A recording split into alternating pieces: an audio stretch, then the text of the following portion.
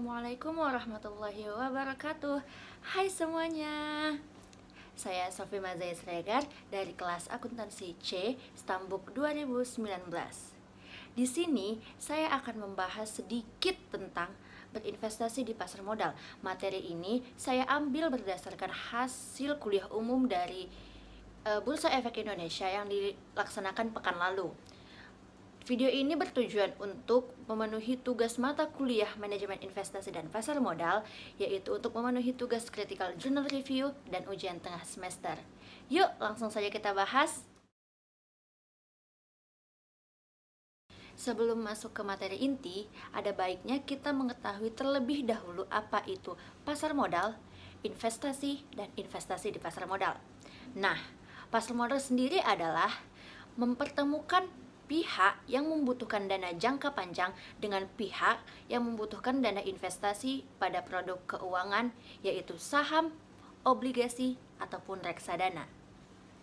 Yang kedua, investasi. Investasi adalah mengelola aset ataupun harta sehingga aset atau harta tersebut dapat memberikan hasil di kemudian hari.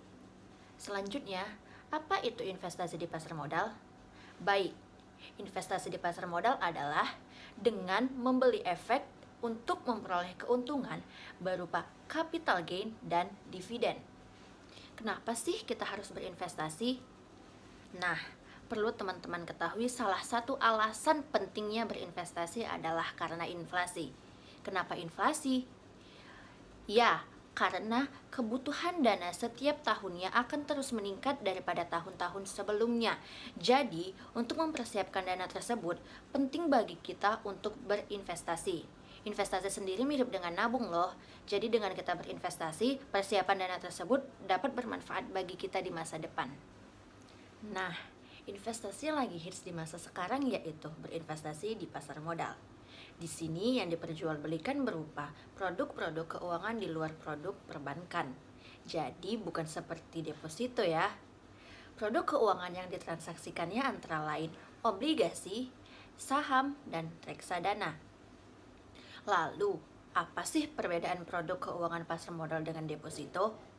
Yuk, mari kita bahas sama-sama. Yang pertama, berdasarkan dari segi jenisnya, deposito berarti penempatan dana di bank. Kalau pasar modal, obligasi berupa surat utang dari perusahaan baik swasta maupun pemerintah. Kalau saham berupa surat bukti kepemilikan atas suatu perusahaan, dan reksadana mencakup ketiga instrumen, namun investasi dilakukan secara kolektif oleh manajer investasi. Yang kedua, berdasarkan dari hasil yang diperoleh. Hasil dari deposito berupa bunga bank, sementara hasil dari obligasi berupa kenaikan harga obligasi dan bunga yang dikenal sebagai kupon. Hasil dari saham berupa sebagian kenaikan harga saham hingga pembagian keuntungan perusahaan atau dividen. Dan hasil dari reksadana berupa gabungan dari ketiga instrumen. Yang ketiga, dilihat dari resiko yang dialami. Deposito, karena deposito tidak diperdagangkan, nilainya jadi tidak berfluktuasi dan cenderung terjaga. Kalau pasar modal, karena instrumen yang diperdagangkan, harga saham dan obligasi dapat terpengaruh oleh fluktuasi harga. Kalau dibandingkan antara harga saham dan obligasi, nilai instrumen saham mempunyai fluktuasi harga yang lebih tinggi. Terakhir, resiko di reksadana tergantung dari jenis reksadana yang dipilih. Resiko berinvestasi di pasar modal tetaplah ada, tetapi umumnya potensi imbal hasil yang diperoleh lebih tinggi daripada deposito. Dan dalam waktu jangka panjang bisa melampaui inflasi. Maka dari itu, instrumen-instrumen yang ditawarkan di pasar modal memang sudah pas untuk berinvestasi jangka panjang dengan periode investasi di atas 1 tahun.